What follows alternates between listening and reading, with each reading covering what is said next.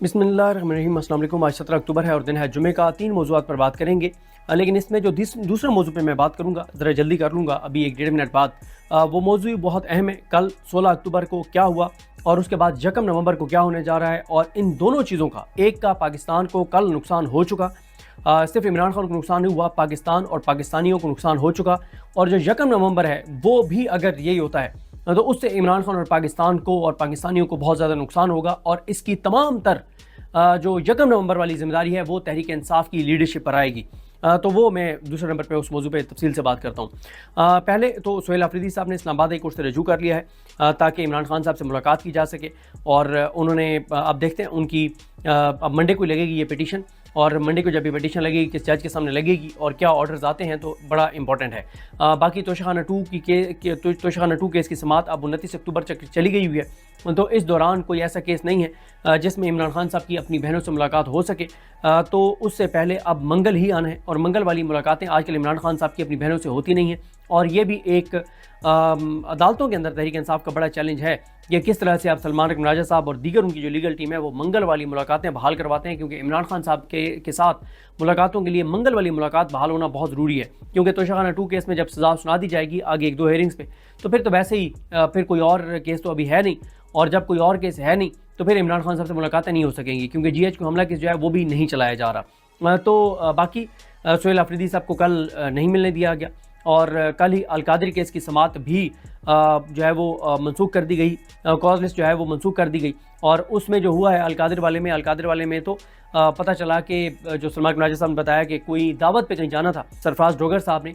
अच्छा, एक बात आप ध्यान में रखें कि जस्टिस सरफराज डोगर जो कुछ कर रहे हैं उनको chief justice Pakistan justice Yahya Khan Afridi साहब की 100% हमायत सपोर्ट मुकम्मल तौर पर हासिल है। वो जो कुछ भी तहरीक इंसाफ के केसेस में कर रहे हैं वो नहीं कर रहे, वो ऐसे समझें कि indirectly chief justice Pakistan justice Yahya Afridi कर रहे हैं। अब आपका सवाल ये होगा कि chief justice Pakistan justice Yahya Afridi साहब का इमरान खान से क्या मसला है। उनकी इमरान खान से सबसे मसला ये है कि इमरान खान 26वीं आईनी तरमीम का खात्मा चाहते हैं, और चीफ जस्टिस पाकिस्तान याहिया अफरीदी साहब को पता है कि अगर इमरान खान साहब रिहा होते हैं और वो कोई तहरीक चलाते हैं और 26वीं आईनी तरमीम का खात्मा होता है तो फिर वो चीफ जस्टिस पाकिस्तान नहीं रहेंगे। और उसके अलावा फिर पाकिस्तान के अंदर इतनी बड़ी तब्दीली आ जाएगी कि वो शायद जज भी ना रहें, क्योंकि इमरान खान के बाहर आने से फिर बहुत बड़ी तब्दीलियाँ होंगी।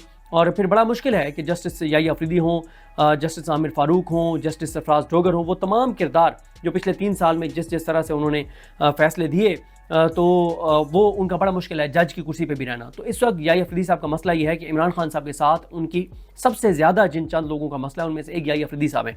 तो याहिया अफरीदी साहब की जस्टिस सरफराज डोगर को मुकम्मल तौर पर हमायत जो है वो हासिल है। अब आ जाए एक और मामले के ऊपर, और ये है कल सुप्रीम कोर्ट बार के इलेक्शन हुए जो कि तहरीक इंसाफ के हमायत याफ्ता उम्मीदवार जो हैं वो हार गए। और आगे 1 नवंबर को पंजाब बार कौंसिल और पाकिस्तान बार कौंसिल का जो है वो इलेक्शन है। अब आप जैसे ही ये मेरी बात सुन रहे होंगे आप कह रहे होंगे यार ये क्या फजूल बात कर रहे हैं, हम पाकिस्तानियों का इससे क्या लेना देना है जो सदीक जान बात कर रहा है।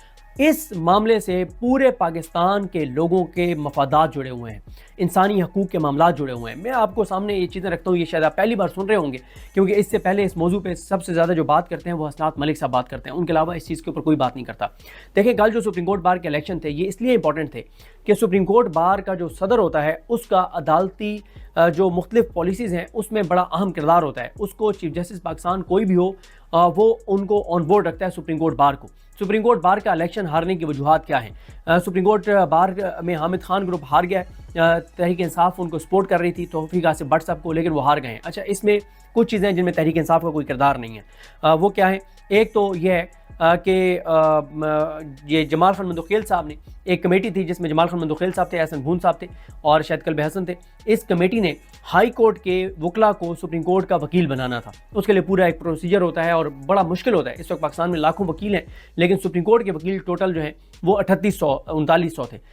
लेकिन अब वो कोई 4500 के करीब जो है वो वकील हो चुके हैं सुप्रीम कोर्ट के। 500 नया वकील 2025 में जस्टिस जमाल खान मंदोखेल ने बनाया है, और ये 500 का 500 वकील जो है वो ऐसा समझे कि ये वोटर था नून लीग का, ये हुकूमत का वोटर था मोस्टली, और ये इस निज़ाम का वोटर था। और जमाल खान मंदोखेल साहब, आपको पता ही है कि जमाल खान मंदोखेल साहब हो, नईम अख्तर अफगान साहब हो, वो सिर्फ उस केस में हुकूमत के और निज़ाम के ख़िलाफ़ फैसला देते हैं जिसमें वो अक़लियत में हो। यानी कैसे कि यानी अगर 7 रुकनी बेंच है और अगर जमाल खान मंदोखेल साहब और नईम अख्तर अफगान साहब के वोट से جو ہے وہ حکومت کے خلاف فیصلہ آنا ہو تو پھر وہ نہیں دیتے.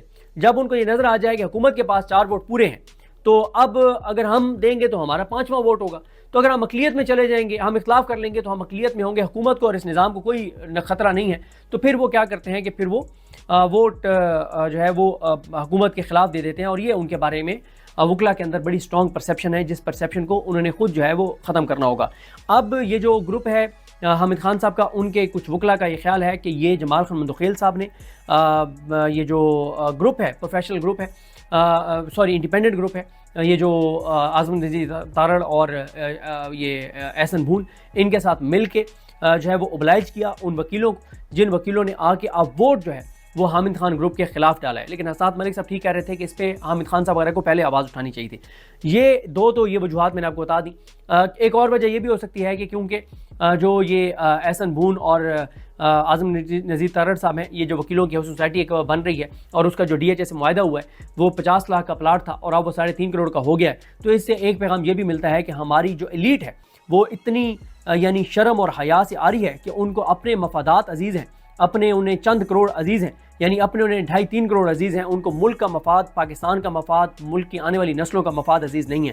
کیونکہ یہ جو گروپ ہے, جو گروپ جیتا ہے, اس گروپ نے پچھلے 3 سال میں انسانی حقوق کی پامالیوں کو سپورٹ کیا ہے, اس حکومت کو سپورٹ کیا ہے, الیکشن کی چوری کو سپورٹ کیا ہے, ہر پاکستان کو نقصان پہنچانے والی چیز کو اس گروپ نے سپورٹ کیا ہے. اور یہ کہیں پہ بھی انسانی حقوق کے ساتھ کھڑے نہیں ہوئے, یہ کہیں بھی پاکستان کے لوگوں کے مفادات کے ساتھ کھڑے نہیں ہوئے, یہ جو گروپ جو جیتا ہے. اب کہاں پہ تحریک انصاف کا مسئلہ ہے؟ دیکھیں, جب میں یہ آپ کو بتا رہا ہوں کہ یہ سپریم کورٹ بار کا الیکشن بہت امپورٹنٹ تھا, اور یہ بات ذہن میں رکھیں کہ جو عابد زبیری صاحب جیتے تھے اس میں اگر میں کسی, ظاہر ہے اس میں کوئی شک نہیں, عابد زبیری صاحب نے بہت محنت کی ساری چیز, لیکن تحریک انصاف سے ایک ہی شخصیت تھی, ایک ہی نوجوان تھا جس نے پانسا پلٹا تھا, جس نے بازی پلٹی تھی, اور اس کا نام تھا حسان نیازی. حسان نیازی نے تنہا یہ پوری کمپین کروا کے اور حسان نیازی نے عابد زبیری صاحب کو جتوایا تھا. کیوں؟ حسان نیازی نے اس وقت وکلا کو انگیج کیا اور تمام تنظیمات کو ایکٹیو کیا, اپنے تمام لوگوں کو ایکٹیو کیا, تمام لوگوں کو کالز کی. مطلب حسان نیازی اکیلا تھا جس نے عابد زبیری صاحب کی جیت میں مرکزی کردار ادا کیا تھا. اب یہ لمحہ فکری ہے تحریک انصاف کی باہر پوری قیادت کے لیے, تحریک انصاف کے وکلا کے لیے, ان کے وکلا کے کرتے دھرتوں کے لیے, کہ حسان نیازی اگر عابد زبیری کو جتوا سکتا ہے تو آپ کیوں نہیں توفیق آصف صاحب بٹ کو جتوا سکے. اس میں وہ کوئی شک نہیں, ان کا تعلق جماعت اسلامی سے ہے, لیکن وہ حامد خان گروپ کے تھے. حامد خان صاحب کو بھی ویسے بہتر یہی ہے کہ اب ان کا جس طرح سے ہے ان کو دستبردار ہو جانا چاہیے اس گروپ کی قیادت سے. ان کو نوجوان لوگوں کے, یا نوجوان سے مراد یہ ہے کہ ظاہر ہے سپریم کورٹ کا وکیل جا کے بنتا ہی کوئی 50 سال کی عمر کے قریب ہے, اور لیکن اس سے کم عمر کے بھی سپریم کورٹ کے وکیل ہیں, لیکن ان کو ایسے لوگوں کو قیادت دینی چاہیے جو پورا سال انوالو رہیں, انگیج رہیں. اور تحریک انصاف دیکھیں, اس میں جو میں نے 3 وجوہات آپ کو بتا دیں کہ جسٹس جمال خان مندوخیل صاحب نے نئے وکیل تقریباً 500 وکیل نیا سپریم کورٹ میں بنایا, اور ان کا ووٹ پڑا ان کو اعظم نذیر تارڑ گروپ کو, کہ انہوں نے کہا کہ جمال خان مندوخیل صاحب تو ہمارے ہیں, ہم آپ کو بنوا رہے ہیں. دوسرا جو میں نے آپ کو بتایا کہ یہ انہوں نے جو جس طرح سے اور بہت ساری لالچیں دی کہ فلانے گروپ کا ہم جج بنوا دیں گے, فلانے کا ادھر جج لگوا دیں گے, فلانے کا ادھر جج بنوا دیں گے, کچھ ٹریبیونلز کے بندے لگوا دیں گے, پھر پیسہ بھی, مفادات بھی, ہر طریقے سے وکیلوں کو انہوں نے اپنے گروپ کے لوگوں کو اوبلائج بھی کیا, خریدا بھی, پیسہ بھی بے تحاشا, عوام کے ٹیکس کا پیسہ بے تحاشا استعمال ہوا ہے. یہ ساری اپنی جگہ. پھر اشرافیہ کی ایک بے حسی اور بے حیائی بھی ہے کہ ان کو اس سے فرق نہیں پڑتا کہ ملک کدھر جا رہا ہے, ان کو اپنا پلاٹ عزیز ہے, یہ بھی ایک ہے. لیکن اس میں ضرور جواب دینا چاہیے بیرسٹر گوہر صاحب کو, سلمان اکرم راجہ صاحب کو, اور انذار حسین پنجوتا صاحب کو. ان تینوں کو یہ جواب دینا چاہیے کہ ان میں سے کس کی نااہلی تھی کہ آپ نے اس طرح سے کمپین ہی نہیں بنائی. مجھے اپنی دعا میں یاد رکھیں. اللہ کریم ہم سب کا حامی ناصر ہو. اللہ حافظ.